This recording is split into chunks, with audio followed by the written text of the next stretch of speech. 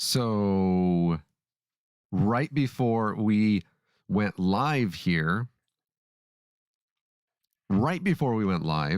got a notification on my phone, and I told Susan about it because Susan had just gotten home, and it was that a federal judge or something in Texas had put a pause on, or had done whatever judges do when they temporarily stop something. Yeah, judgy wudgies, as it were. Because in my experience, judges, when they say something, it's final, unless you are in the United States, or if you're like, I don't know, a rich white person, then you never really had to see any. But so that's really cool. They stopped the 6 week, the actual unconstitutional 6 week heartbeat abortion, they hate women ban, and they put a temporary halt on it. So good for them. There's a win is a win, even if it's a temporary win. I was trying to think of something that's a win is a win again and again. There it is. I feel like Susan just made that up. I did. Right there. It has never been said before. Never. I'm gonna take a drink.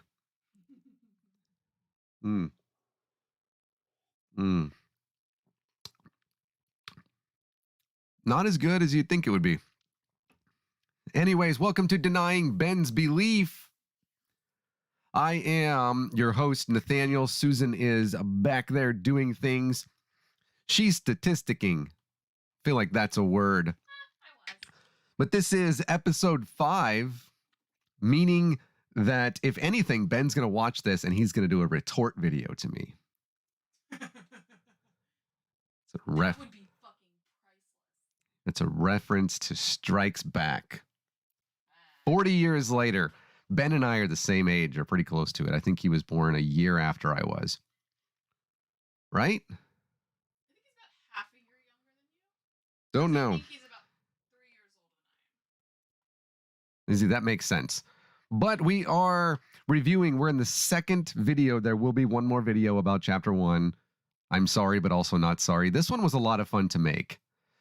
This is the book right here, The Authoritarian Moment. If you didn't see this on the title card as you were waiting for me to go live like 30 minutes after I was supposed to, look, excuses that I have. Make one for me, please. They're all good. The Authoritarian Moment, How the Left Weaponized America's Institutions Against Dissent, by Ben Shapiro, he's the #1 New York Times best-selling author. Stephen King would probably like a word with you there, sir.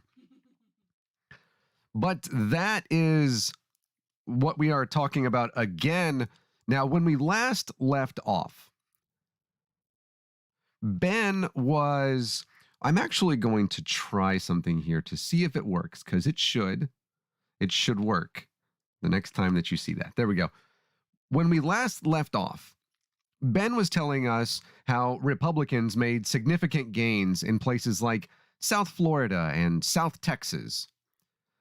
Strange to say Republicans making gains in the South overall, not because Democrats took Hispanic Americans for granted as a monolith, much like Hillary Clinton did in Pennsylvania, Michigan, Wisconsin in 2016.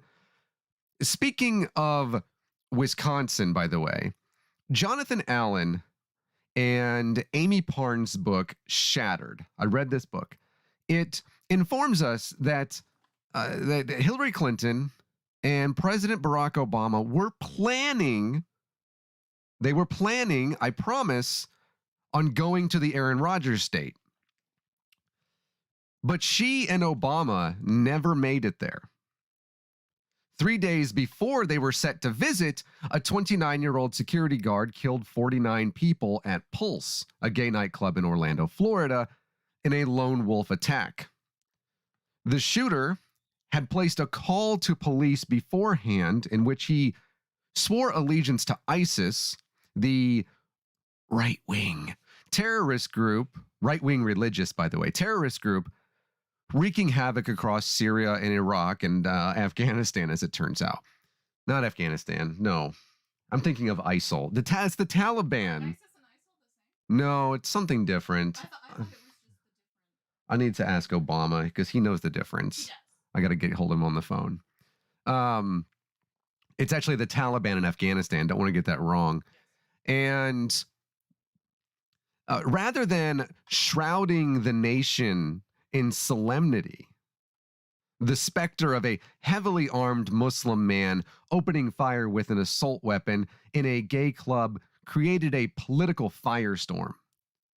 So, Hillary and Obama called off their rally in Green Bay, postponing their first big event until a more appropriate time.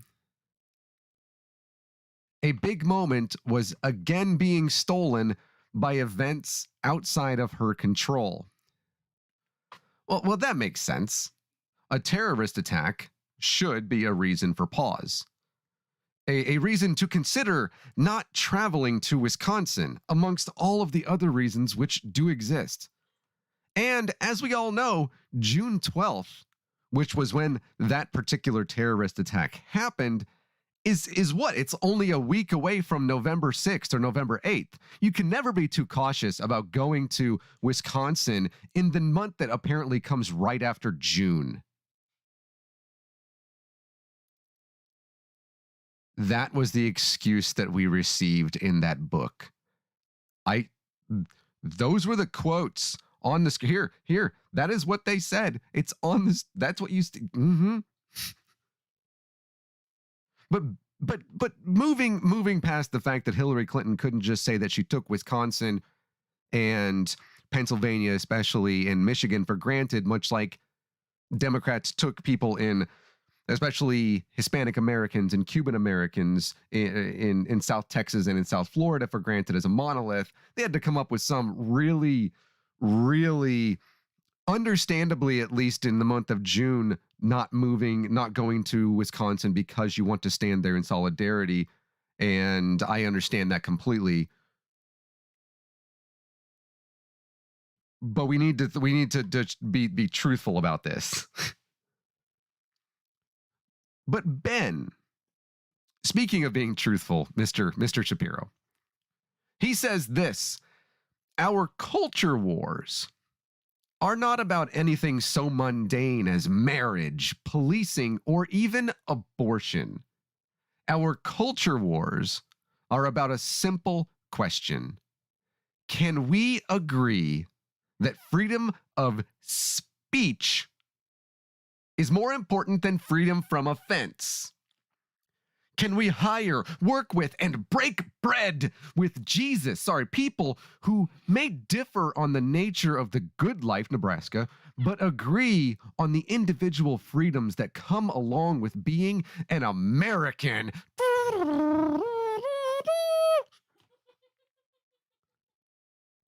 If that's the copyright, I'm getting a hold of Jimi Hendrix. If okay, as it makes it difficult to talk. If the answer is no, you're probably a leftist. If the answer is yes, you're part of the silent majority. And perhaps you're only silent because you don't know that you're in said majority. Yes. Yeah, the silent majority. Yeah, I've already been through this a few different times, different videos. You know how the former president didn't win the popular vote even once and was defeated by over 7 million votes, even though I think we should continue to just add votes every time some sort of weird audit confirms yet again that Biden won. So he's basically won the presidency more times than FDR. And wow, I just said Biden and FDR in the same sentence, and I feel really dirty about that. And also DeSantis is going to have to count 11.1 million votes in the state of Florida because I don't know, man. Also, abortion. We went over this. We went over this last week. Abortion is a huge issue with these folks. Like 80% of white evangelicals, or as I call them, Cult 45, voted based on abortion alone, also fascism. And pro-life I mean, yeah, unless you're poor or an immigrant or anything other than a Christian, but I guess go Jesus. But Ben continues with this silent majority BS.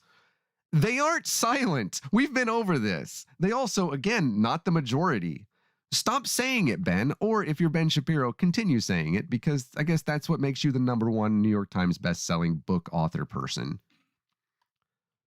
But that's also been because you aren't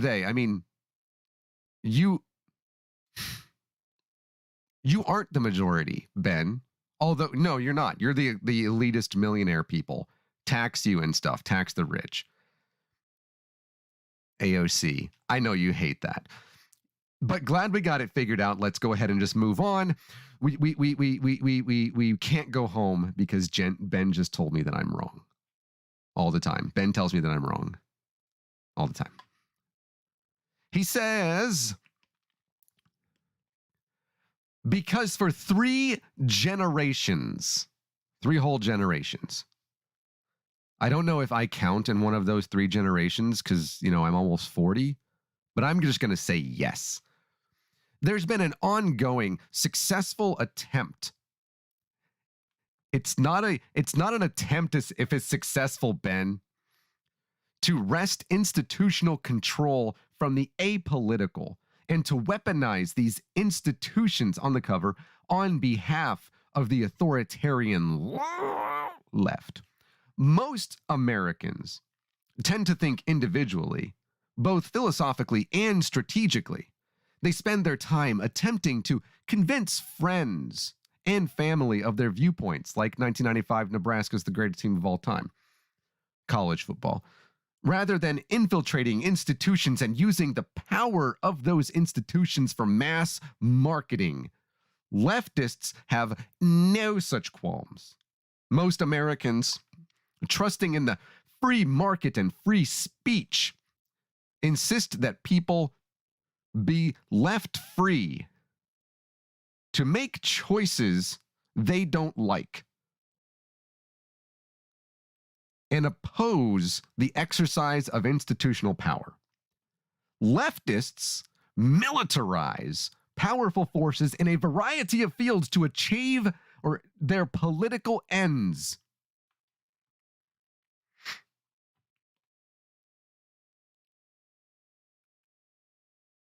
Your Honor, I object! I'm not joking when I say that I sometimes feel like Ben Shapiro is writing a satire, a parody.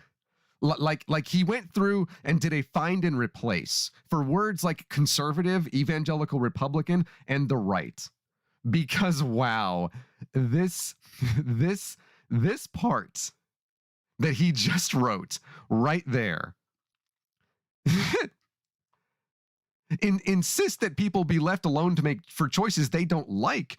Like you be left alone to make the choices, even if I don't like them. You can make your own choices. Ignoring how horribly that sentence is written and structured, which surprising that Ben wrote it like that. I just want to say hi there to all the people protesting outside Planned Parenthood. Or saying football players should be cut from teams or fired. Way to show you don't know how sports contracts work. If they kneel during the national anthem, super leaving people to make choices you might not agree with. Great job there, conservatives, which I'm certain that you know the definition of that word. Absolutely you do. You know what I'm talking about. He says the authoritarian left. It's very difficult for me to try and make something new of that for that every time. Has successfully pursued a 3-step strategy to effectuate their takeover of the major institutions in our society. The first step, winning the emotional argument, hearts and minds. The second step, renormalizing the institutions. And the third step, locking all the doors. You can't see me, but I'm looking for my dog whistle. You have one. I know, I can't find it. I put it around here somewhere. I don't know where it is, Pretend that you see me with my dog whistle and that I am blowing it right now. This infiltration that Ben is talking about is so ironic. Like, so ironic. Because as Freedom from Religion Foundation author and wearer of Atheist Captain America shirt, courtesy of Susan, Andrew Seidel pointed out in his book, The Founding Myth, only after the shock of the 2016 presidential election subsided could we begin to fully understand the power of Christian nationalism. During the election and before, Christian nationalists themselves underestimated their power. Few expected Trump to win. Not even he expected him to win, let alone win because of his Christian nationalism. Christian nationalists had caught up the presidential tiger by the tail and were unprepared. Playing catch up, in February 2016, a loose coalition of conservative religious groups and Christian nationalists launched Project Blitz, a curious sobriquet given its historical connotations. I'm waiting for Susan. The goal... I said sobriquet. Is it not sobriquet? It's what I said. I said it with the French accent on purpose. I've never even seen Sobriquet. so confused. Sobriquet. I want to see the former president say that word. He would try, you know it, and then he would say this is how you say it. How do you mind? Yes. How it's pronounced. He'd say, sober quit. The goal was to elevate, quote, traditional Judeo-Christian religious values and to, quote, reclaim and properly define the narrative which supports such beliefs. Project Blitz encapsulates the problem Christian nationalism poses. First, it seeks to alter our history, values, and national identity. Then it codifies Christian privilege in the law, favoring Christians above others, like Tom Osborne. Finally, well, he did that, also him in general. Finally, it legally disfavors the non-religious, non-Christians, and minorities, such as the LGBTQ community, by, for instance, permitting discrimination against them in places of public accommodation or in employment, or, you know, if they live in Texas and want to adopt. Or the Discovery Institute's 1998 Wedge document. Which put together the, quote, Wedge strategy, by which the newly formed Center for Renewal of Science and Culture would promote intelligent design creationism. This dishonest tactic was famously and hilariously exposed during 2005's Kitzmiller versus the Dover Area Board of Education court case. I want to get into that, but actually, I'm going to show you a video clip of it. All right, because I think it's important for us to recognize what it was. This is from Nova's award-winning documentary about that trial, and it's something. I think it's like the part that I clipped out of this is like 6 minutes long, but I think you'll see why it is important to show it. All right, and I mean, come on, you love seeing creationists do dumb creationist things. It's honestly, I'm surprised that not everybody watches this like I do, because it's so good. Here, enjoy this. The climax of the trial would be the judge's ruling on a question stemming from a different line of evidence. When they introduced intelligent design into the classroom, were members of the Dover School Board motivated by religion? If so, that would amount to a violation of part of the First Amendment to the Constitution, the Establishment Clause, which mandates the separation of church and state. that in order to prevail, we needed to prove either that the school board acted for the purpose of promoting religion, or that its policy has the effect of promoting religion. It's either purpose or effect, either one. The Establishment Clause says that Congress cannot pass a law which promotes one religion over another. And that trickles all the way down to any state action, and in this case, the actions of a school board.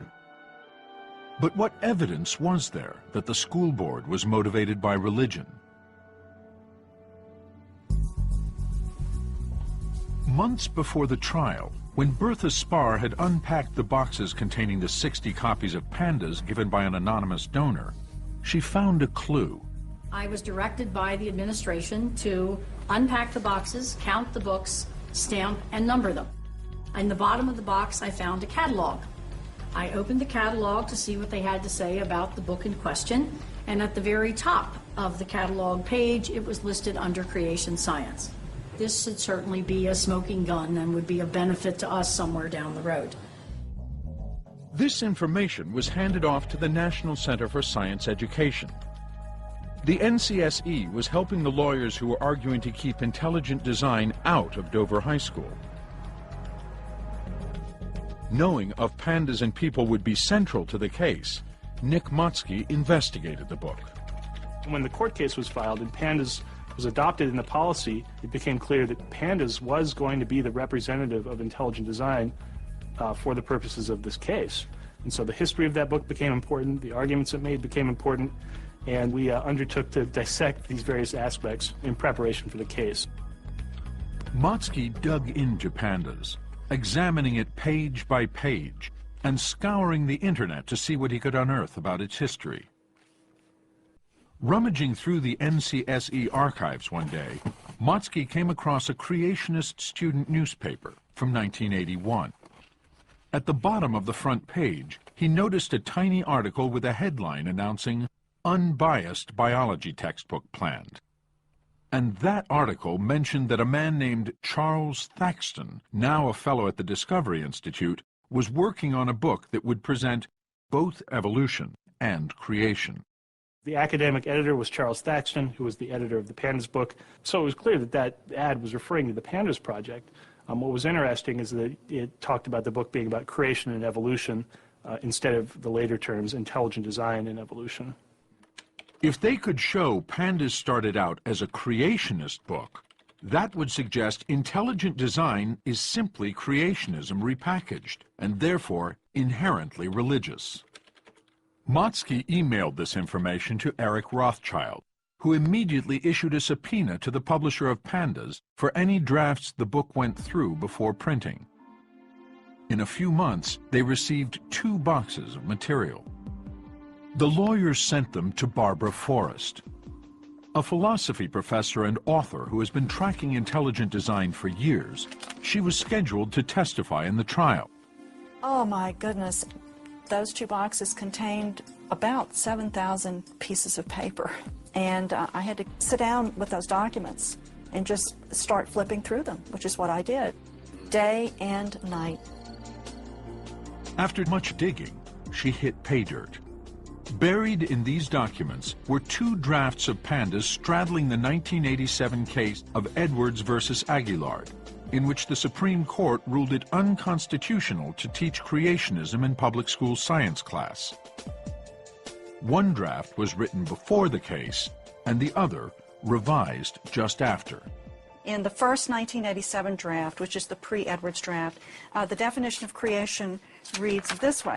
Creation means that various forms of life began abruptly through the agency of an intelligent creator with their distinctive features already intact, fish with fins and scales, birds with feathers, beaks and wings, etc. The same definition in this draft, after the Edwards decision, reads this way. Intelligent design means that various forms of life began abruptly through an intelligent agency with their distinctive features already intact, fish with fins and scales, birds with feathers, beaks, etc. Same definition, just one is worded in terms of creationism, the other one worded in terms of intelligent design. Everyone said intelligent design is creationism relabeled. Never in our wildest dreams, though, did we think that this would actually be recorded in paper in a way that could be documented in a court case. And that became probably our best single piece of evidence at trial. Barbara Forrest's testimony would make a strong case that the Dover School Board was thrusting religion into the classroom. And in comparing the Of Pandas and People drafts, Forrest discovered that the authors had apparently made their revisions in haste. In cleansing this manuscript, they failed to replace every word properly. I found the word creationists, and instead of replacing the entire word, they just kind of did this and got design proponents with the C in front and the ISTS in the back from the original word. So the correct term for this transitional form is co-design proponentists. And everyone now refers to this as the missing link between creationism and intelligent design. You've got the direct physical evidence there of a transitional fossil. So that was what happened in, as Susan, I think, is writing it in the chat. And by the way, I do have all of these links. They are not in the description right now. I'll get them in there by the end of the evening. I have all of them. That is from it was a Nova production. There's an award-winning Nova production. It's like an hour and 50 minutes back. They did it in, I think, 2010. And Kitzmiller versus the Dover Area Board of Education, in which that was the death knell for creationism or this intelligent design nonsense taught in public schools. That judge, by the way, was appointed by Mr. War Criminal himself, George W. Bush. And so they thought that they would have a fair ruling on that they would, not a fair ruling, but a ruling that would help them. They did not. They didn't, because that is, I realized it was like 6-7 minutes long. It's not the first video that you're going to watch, by the way. And thanks for watching. But yeah, that is one of my favorite things, because as I was saying to Susan, that was like watching an episode of Law and Order, except, it's not the police, which is better that this happened in reality instead of the fictional bullshit where the police are the good guys, and that it actually happened in real life. And it doomed them completely. And of course, that was also when we discovered the link, like the actual chromosomal link between humans and chimps, and discovered Pakicetus. That was the one. And but they could not use them in the trial. So that trial was amazing. Dr. Behe and his black box got just destroyed. The mousetrap analogy came in that one, where the guy, he brought a mousetrap. If you've never heard of this, he brought a mousetrap and he said, what is this? And he had, I think he was talking to Behe, because Behe was the one who thought of this thing called irreducible complexity. And he had a mousetrap. And he said, what is this? It's a mousetrap. What's it used for? And he said it's used to catch, two little mice, that type of thing, where it catches mice. And he said, yes. And if I remove anything from this, it's no longer a mousetrap and it has no utility, right?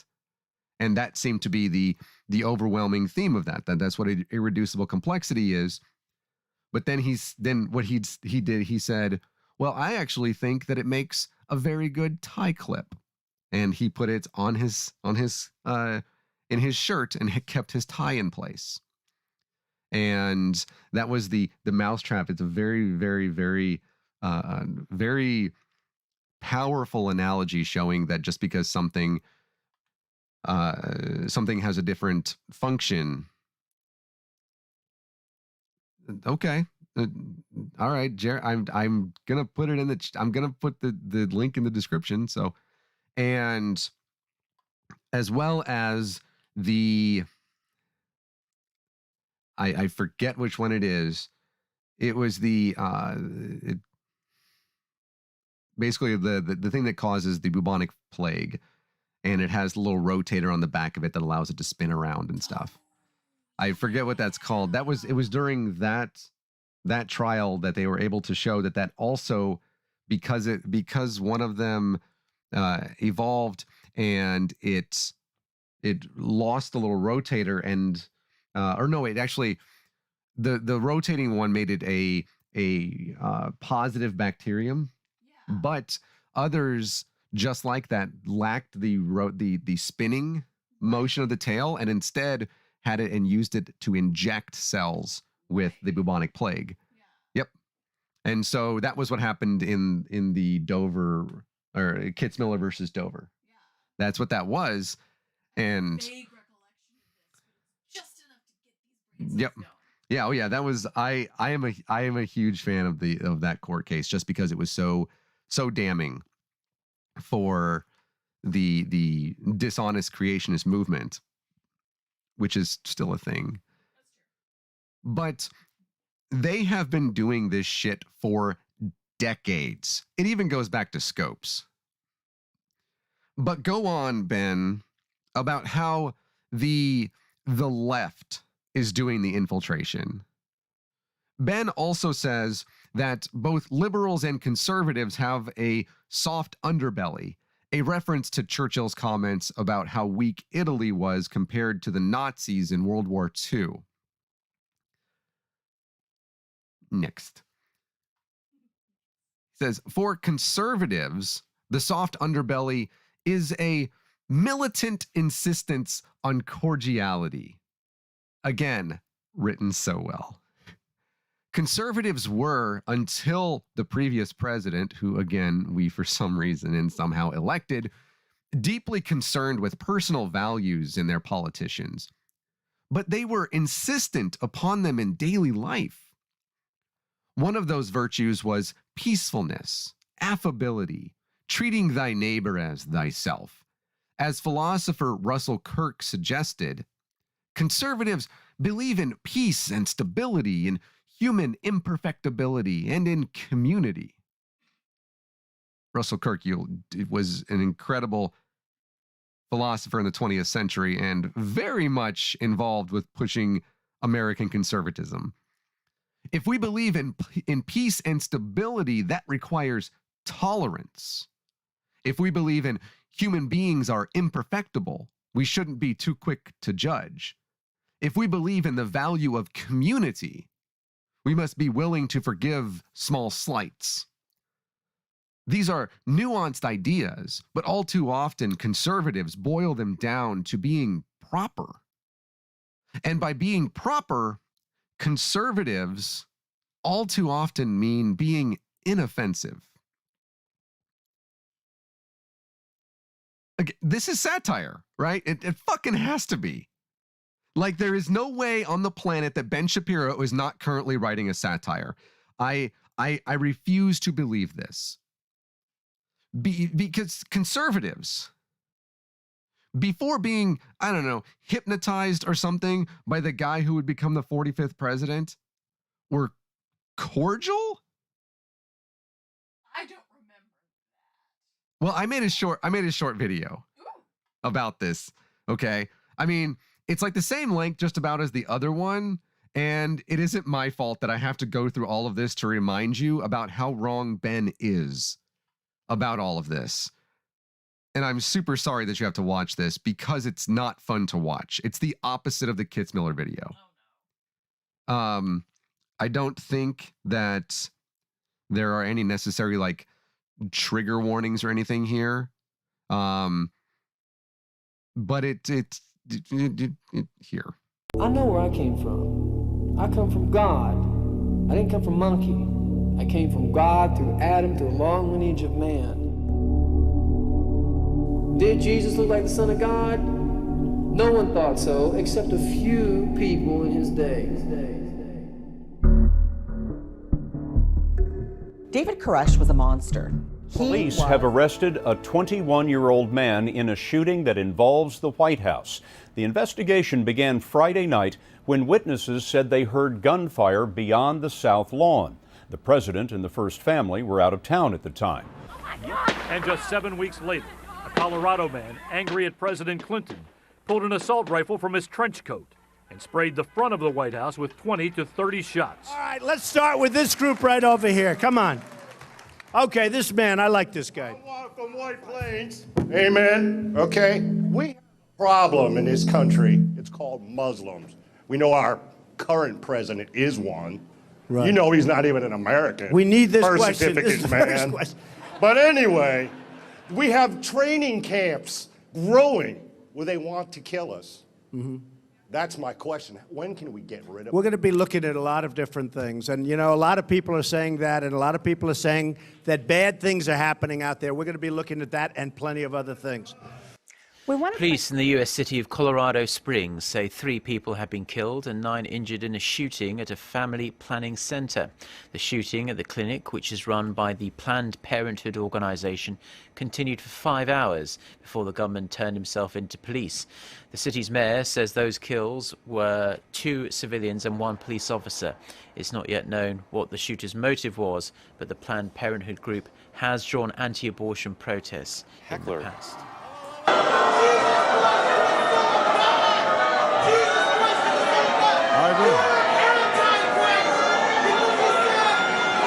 It's going to be worse than that. And I want to be clear to say to the folks, I'm not saying President Obama is the Antichrist. In fact, I'm sure he's not, because the Antichrist is going to have higher poll numbers, according to the Bible, at least at the beginning. But I believe he is conditioning people to accept governmental overreach, which they will finally give into when this final dictator comes, whether that's 10 years from now or 1,000 years from now. I'm not one of A massive car bomb exploded outside of a large federal building in downtown Oklahoma City, shattering that building, killing children, killing federal employees, military men, and civilians. The U.S. military is planning an unprecedented training exercise this summer called Operation Jade Helm 15 across 7 states.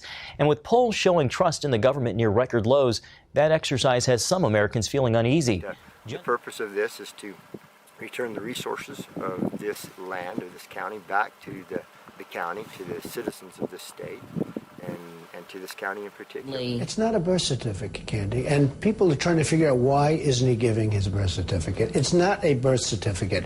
A certificate of live birth, and you can see that one that you have and the one that I brought you, because that's the one that's on the internet and all over the place.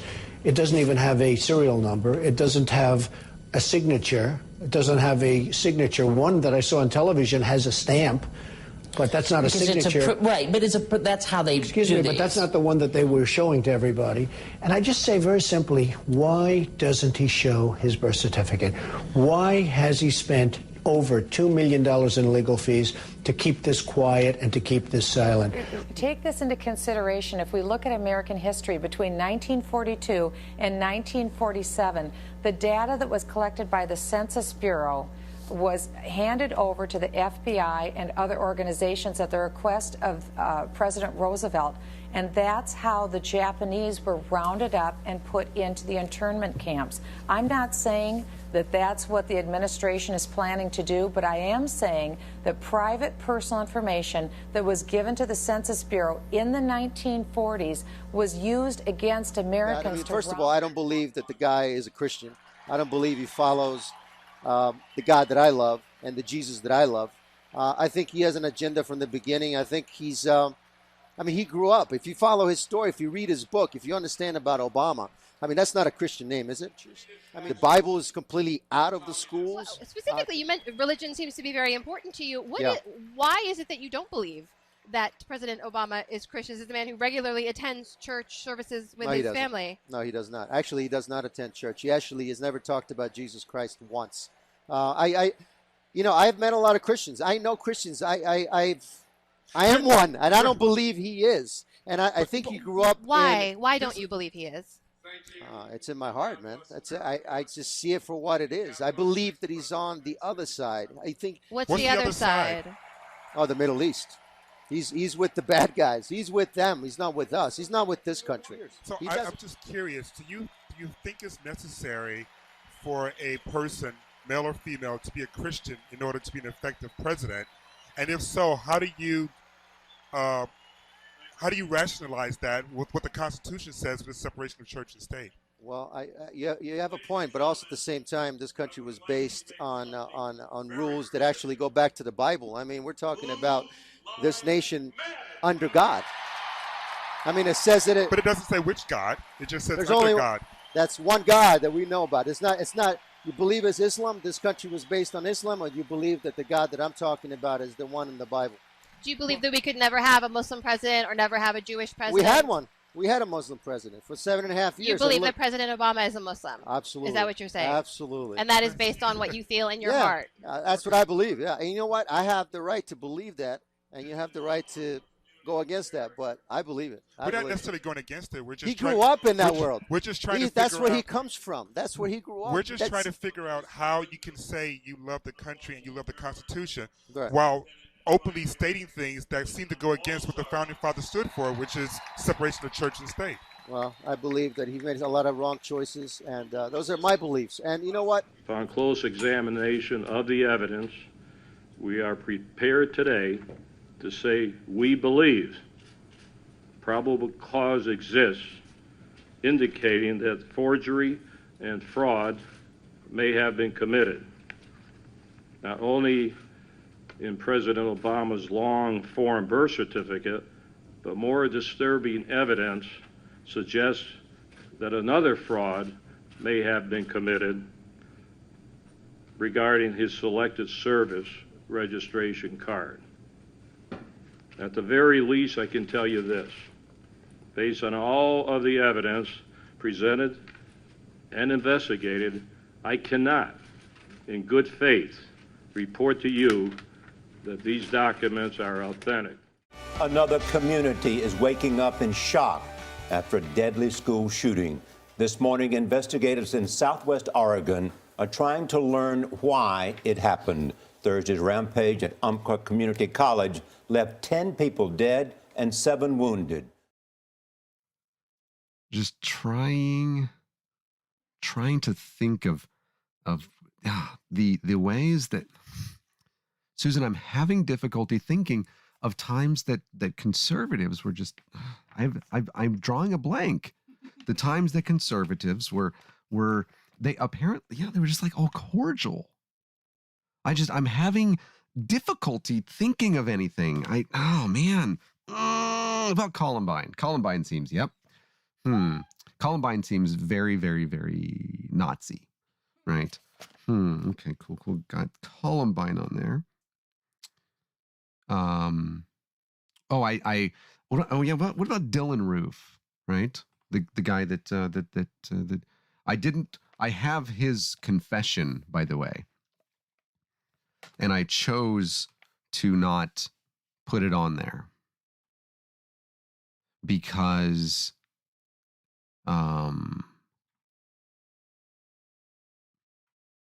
it's very difficult to watch a person say what he just says. What kind of a gun did you use? Oh, a Glock 45. Yeah. And they, the FBI, of course, has to get him to confess. And he just says, yeah. And I shot them. And he actually didn't know that he thought he had killed 7 people at that church in South Carolina when he had killed 9. And he didn't know. And when he found out, it was just a, moment. Marjorie Stoneman Douglas, Virginia Tech, the guy in New Zealand. I don't know what the motive was with the person today. Those are just school shootings. I'm talking about things that the right have done. No. Was it? I don't know. Oh, okay. I'm not gonna jump to conclusions on that.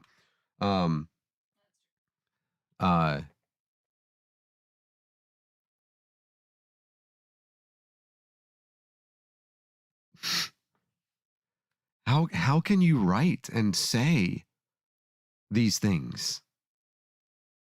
How can you write and say seriously that the right is or was the underlying principle of conservatism is cordiality and being nice.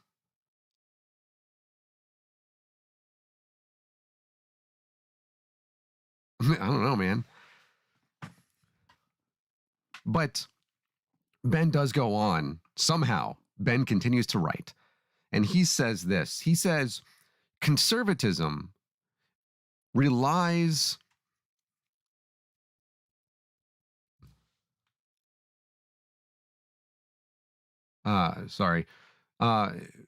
believes that friendship relies on willingness to steer those you love away from sin.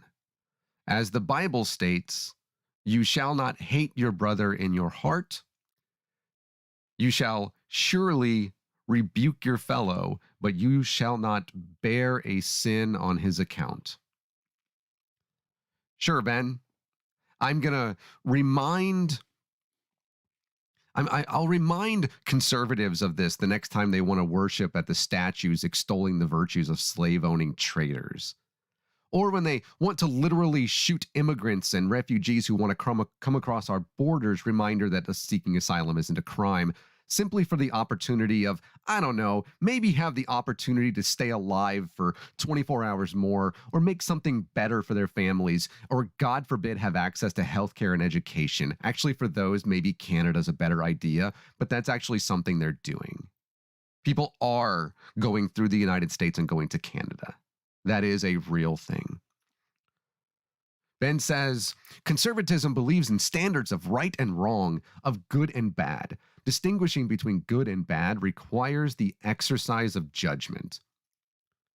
A reminder that the most active city in the entire country is Portland, Oregon. So you talk about exercising. We a bunch of goddamn liberals up here. The left, again, I have to make something new every time, suggested that judgment was itself wrong, uncivilized, vulgar. Judgment was, of course, judgmental. Okay, Ben. And this was bad. To be judgmental was to offend someone, and thus to violate the cordiality principle. Okay, sure. Because unless apparently someone is a conservative, it's impossible to believe in standards of right and wrong or good and bad because we can't be judges? It's somehow uncivilized to judge things. By the way, this cordiality principle is a phrase that Ben created, which is basically the same thing as political correctness because it somehow limits somebody's ability or rights to free speech. I mean, I don't know. I don't know, something that we, lefties created to do to conservatives. Now, I have been doing my best, by the way, to avoid this little tangent subject right here. But I've seen it through the book, and I decided that now is a good time to allow myself to practice some of my hallmark pedantry.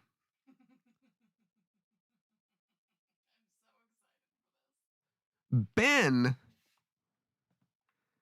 seems content to use liberal and leftist interchangeably. He's used both terms 8 times to this point in the book, combining ideas with actions, especially the actions used as, quote, radical leftist actions. Now, whether one is speaking about neoliberalism, progressive liberalism, civic republicanism, Locke's or Madison's classical liberalism, or even Bentham's utilitarian liberalism, on and on and on, etc., they are speaking of sets of ideas. Ben also gives the definition of a leftist or liberal, which he again uses as the exact same. It's what he does. He says they are the same thing.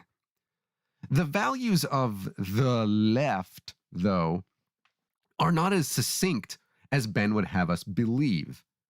As Oxford University fellow Marius Ostrowski wrote in his 2020 book, Left Unity, Manifesto for a Progressive Alliance, leftness, and yes, I put the entire fucking thing on here because it's important for context. Also, this is pedantry, goddammit. Leftness, as a form of action, is associated with certain values, both in their pursuit as characteristics of a social end state and their practice as the means of getting there, broadly defined. They are, number one, freedom, emancipating people from being held under forceful control and giving them opportunities to exercise conscious choice over their lives without arbitrary constraints or coercion. Number two, equality, bringing about situations where people are of the same or similar standing in certain important respects, or by certain criteria of measurement. Number three, justice, ensuring that people are treated and provided for fairly, adequately, and correctly according to their rightful due. This is in the song Glory from the film Selma. The rapper Common says about Martin Luther King Jr. that he saw the face of a bald eagle under Jim Crow. That's what he saw. This is justice for all, right? It's just not specific enough, he says. He saw the face of Jim Crow on the bald eagle. So we talk about justice, their rightful due. Number four, solidarity. Recognizing, you can tell this guy, is in Europe with the S. The reciprocal bonds and shared purposes that tie people together and their duties to support each other in their mutual common interest. Number five, pluralism. Acknowledging that people are separate individuals who belong to various groups and encouraging people to foster the many heterogeneous and incommensurable aspects of their identities. Number six, progress. Pursuing the continuous onward advance of society by developing ever new and better ways to bring about improvements in people's lives. He speaks regarding those who are, quote, without, or those with, who are activists or agents for those who are without. And as we can see, this is the opposite of what Ben has said, whether talking about leftism or leftists or liberalism, which he says are the same things, but they're not. You cannot be further, you can't be more liberal. That's the thing. You can say you're further left, but you can't be more liberal. You are a certain type of liberal. And by the way, liberalism is not confined to Democrats. There is republicanism, which is liberalism. There is up and down Republican liberalism, and that's important. But I'm not getting into that class today. Today. But what Ben is trying to do, as per the usual, is make it seem like liberalism and leftism are the same thing. Because he knows one is more of an action, seen as more radical. Basically, social democrats or Marxists or something. People who recognize borders aren't a thing and that we made them up. The money, too. Like, it's not real. I've gone over this a lot with a lot of money's not real. We kind of just like borders. We made it up. It's not a real thing. Anyways, pedantry complete. But where were we? Right. Ben is going to lie about microaggressions. Smile for the camera. Thus, he says, thusly, the left has posited that even minor offense amounts to profound damage, hence the language of, quote, microaggressions, which posit by their very nature that verbiage is an act of violence. Microaggressions range from the utterly anodyne, where are you from, is apparently a brutal act, since it presupposes that the subject of question is of foreign extraction, to the extraordinarily counterproductive references to meritocracy are deeply wounding, since they presuppose that free systems reward hard work, thus condemning the unsuccessful by implication. Ben writes this language as if a person is asking, where are you from? With regards to Portland.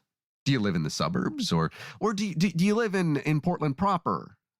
Or do you live east of town? Where do you live exactly? But that's exactly the opposite of what a person is asking, and Ben knows this. Here is, and there's videos of this, by the way, like man on the street type things, where in one case, a young lady, an immigrant, reverses it on white people. And there are the few white people who get it and say, oh, yeah, right, yeah, this is that bad thing. Says, yeah, but where are you really from? Where are you from? Queens. No. Where are you from? 8th borough. No. You know, where are you from? From. It's racist, Ben. Can I touch your hair? You speak good English. There's only one race, the human version. You are so articulate. I have black friends. Bootstrap analogies. I don't see color. Here are some, a couple of phrases. Indian giver. You people. Etc. and etc. And by the way, Ben, I know this is really going to disappoint you, but as it turns out, and I looked and I asked questions and everything to Google, as it were, and as it turns out, pronouns aren't microaggressions. I'm really sorry. I know that disappoints you and everything, but I wanted to let you know that pronouns are not on the list.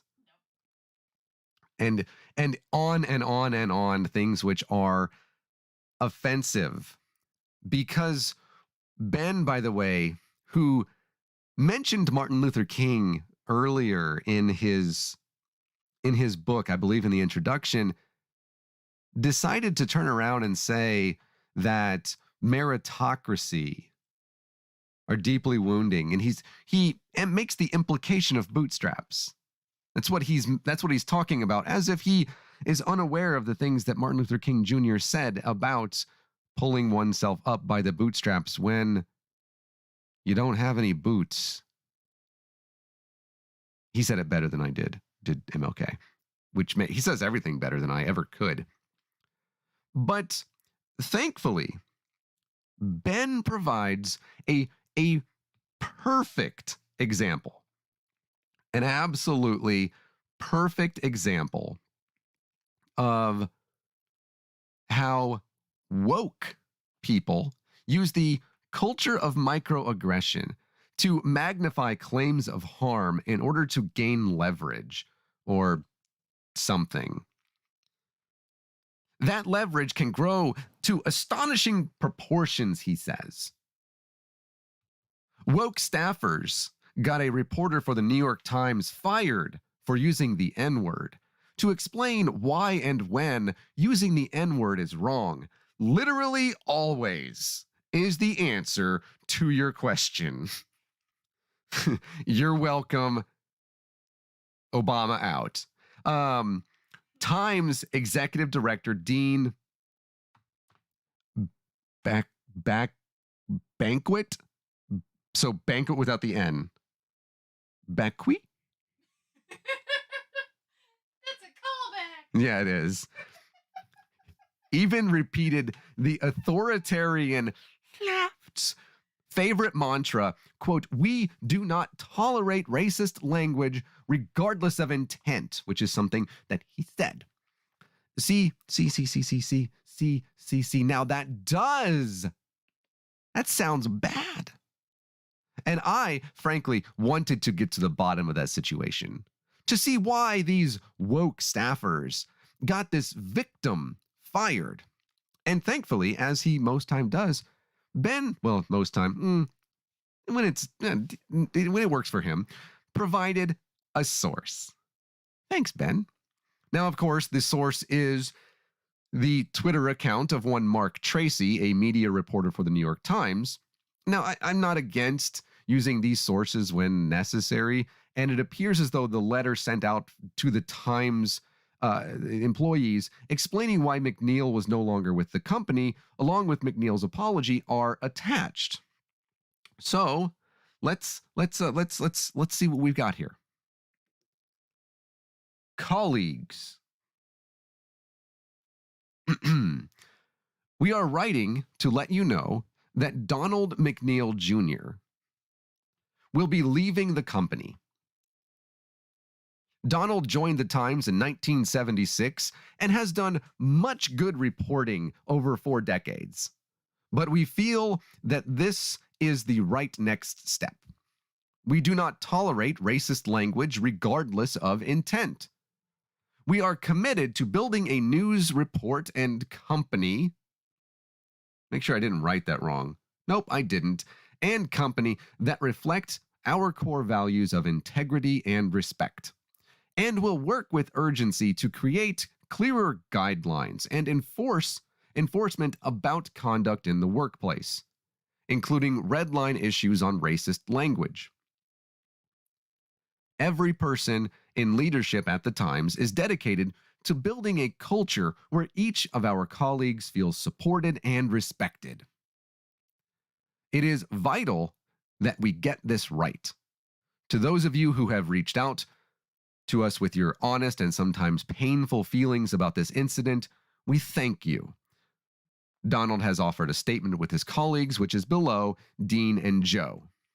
Now, ignoring the myriad of grammatical errors in this internal memo for America's third most circulated newspaper, this seems to follow what Ben said, regardless of intent. That's what they said. That is correct. These wokest wokers doing a wokeness did woked. But even so, this has piqued my interest. What exactly does Neil say? What is Neil's apology?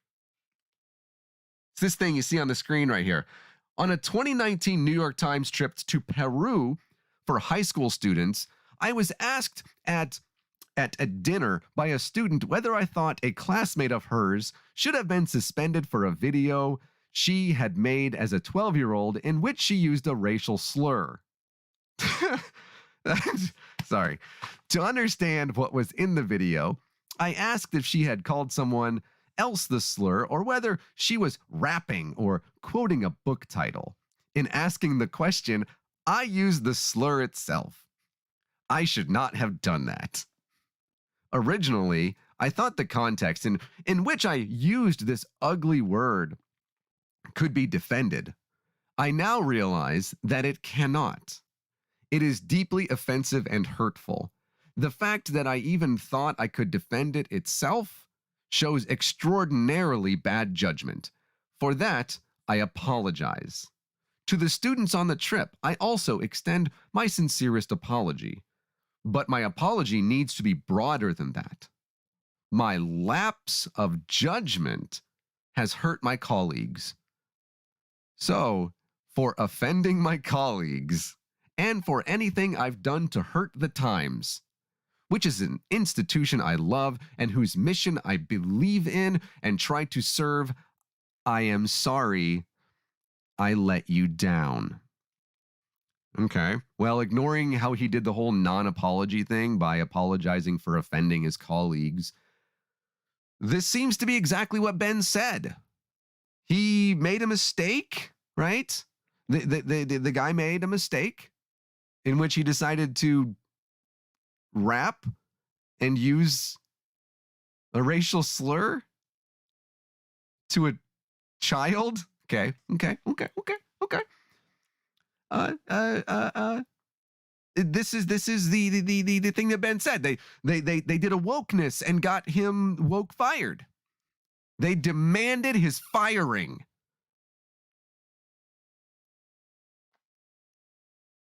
But what? I can't believe that Ben is right about something, like completely right about something. There is no way that I could believe that Ben is 100% being honest and correct about this thing. Even with the times that he was correct about the thing happening in South Florida and in South Texas, he was being dishonest. Because you add some truth and then you're able to. So I had to check and see. Every single claim stands on its own, right? You want to think, okay, every single time that it is, you can't say, well, I know for a fact that you're being dishonest, Ben, because the things, oh, he's being dishonest? Turns out Ben is being dishonest. This had apparently, as noted, happened over a year prior to his separation from the Times. The Times, had been notified of the transgression, or if you will, microaggression, and had seen fit to discipline McNeil and allow him to continue his service to the newspaper, including assigning him coverage of the COVID-19 outbreak and unrestricted access to Dr. Anthony Fauci, and for which they submitted his work for the Pulitzer, which that's pretty awesome. So I don't think you're getting it, but still. But then on January 28th, the Daily Beast published a story detailing the incident. This article contained a bit more detail than Ben told us. Imagine that there's accused of using the N-word, comma, making other racist comments. Oh, Ben, you did a Ben. In addition to the use of his racial slur, multiple parents and students had contacted the Times and said he used various racist comments on numerous occasions and was also disrespectful to many students during mealtimes and other settings. He wasn't respectful during some of the traditional ceremonies we attended with healers and shamans. He made students in the program feel uncomfortable with his remarks. He used the N-word, said horrible things to black teenagers, and said white supremacy doesn't exist. He also reportedly said he doesn't accept white privilege as a reality. Now, this prompted what Ben spoke of. Kinda? Over 150 staffers, employees sent an outraged letter demanding McNeil apologize for the racial slur, saying we, his colleagues, feel disrespected by his actions. The company has a responsibility to take that experience seriously. When the Washington Post reached out to McNeil asking if he would apologize, McNeil did the only thing that white men do and refused to apologize for doing multiple racist things. Don't believe everything you read, he said in an email. Wow. Way to be super duper not awful about this Mr. McNeil. Also, and if you're wondering, only if you're wondering to yourself, Nathaniel, I need to know. This was the first time, right, that he's acted in some sort of manner which was uncouth, right? Yeah, come on. The fact that you wonder. In May, a spokeswoman for the Times said that McNeil, quote, went too far when he said in a television interview that Robert R. Redfield, who was the director of the CDC, quote, should resign over the agency's response to the coronavirus pandemic. Quote, his editors have discussed the issue with him to reiterate that his job is to report the facts and not offer his own opinions. We are confident that his reporting on science and medicine for the Times has been scrupulously fair and accurate. Yeah, that's great and everything. But let's not forget the fact that after they investigated him and disciplined him and said, don't do a racist anymore, and how much did they actually know at the time whenever they said don't do a racist anymore? Was it don't do a racist with the racisting that you had racisted? Or was it don't do a racism? We don't know about the rest of the things that you racist did. A lot of racism, bruh. But he got fired. Remember, that's what Ben said.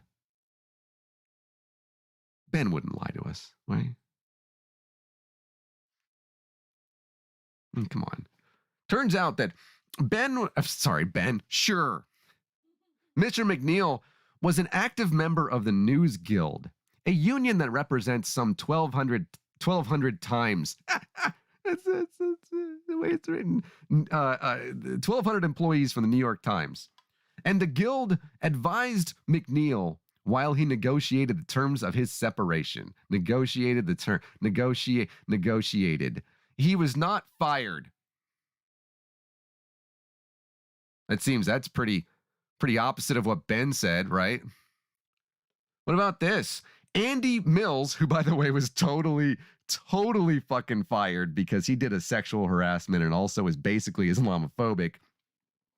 And Donald G. McNeil Jr. separated from the company in an unrelated event. Management approached these employees before the Guild was made aware of the cases. Anytime I hear Guild, I automatically think of like Clash of Clans or something. I can't help myself. Good. Felicia Day. That works too. When the Guild was informed, we advised them individually. I have a joke. Individually of their rights and protections as members, and provided representation whenever requested. No formal disciplinary action was taken by management in these instances, and both members negotiated terms of resignation they found acceptable. And the Guild said, bye, Felicia. That's like a really recent callback, right? That's what you said, right? The Felicia thing? Or what was the thing you said about the... Yeah. Okay, cool. I'm glad that she didn't like laugh, so it wasn't that great. And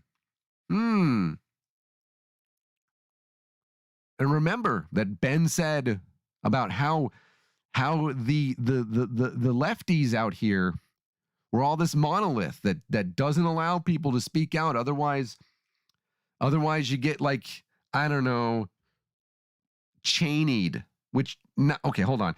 Not the shot in the face and then apologizing to him type of Cheney'd, but rather the kind where you're a horrible piece of shit Republican who's definitely a warmonger. And okay, well, you're not just John McCain, but also that you say it's probably a good idea if we impeach this guy for doing impeachy things. And then you get kicked out of the cult. That's kind of like what Ben says happens if you're on the left. Except like the Vanity Fair said, motherfuckers, it's chaos over there. Is like, is bad. Is like, there are people that are saying, are saying apologize. Nobody actually called for his job, so Ben fucking lied. And he didn't get fired either. Remember, he negotiated the terms of his surrenderation. And other folks were like, wow, this is not what I expected to happen. We support him because he made a mistake.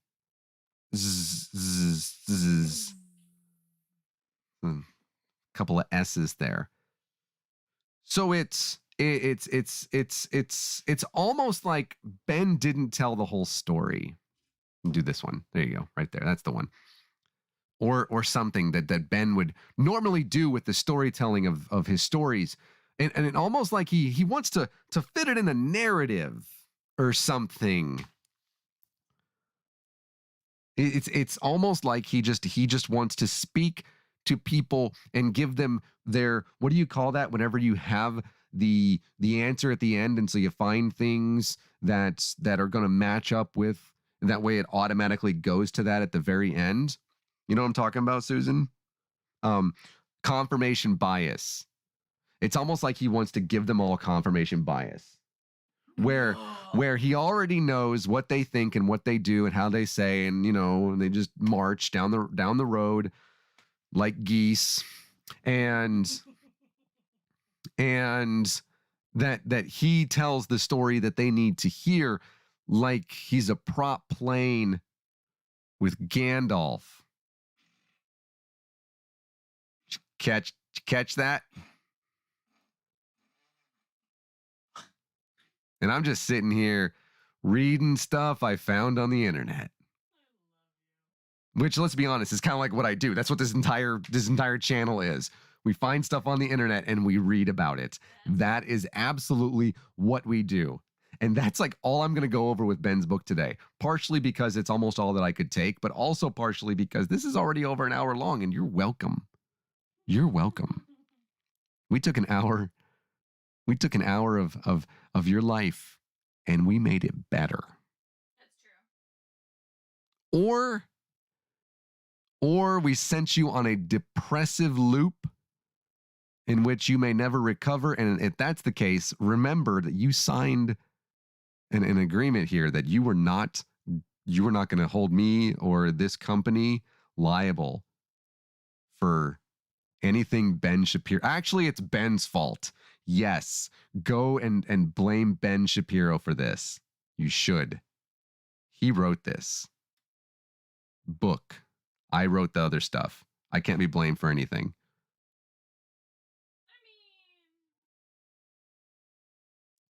I can be blamed for you having an awesome evening. You're welcome for that. We have a website, divinedisbelief.live. If you want to tip us there, you can find that. If you want to give us some other type of money, it's not really like that. You can go and you can buy. We have merch. It's in the description, links and such like that. We're going to put other links in there later on this evening. Sorry, I didn't have them right now. Including that Nova documentary just for you, Aunt Jer, and also for everybody else that wants to watch it as well. But we have a Teespring. You can go get our merch and you can buy it and you can wear it in our videos, so I can say, hey, you look great. And every penny of the proceeds from that go to the National Network of Abortion Funds. I have to give them $50. Did I tell you that, Susan? Yes. Yep. Oh yeah, you were here. Yeah, they're getting $50. Yes.